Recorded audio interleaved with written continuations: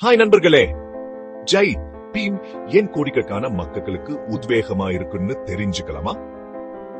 வாங்க பார்க்கலாம். நீதிங்கிறது கனவு மாதிரி தெரிஞ்ச காலத்துல ஒரு ஹீரோ வந்தாரு.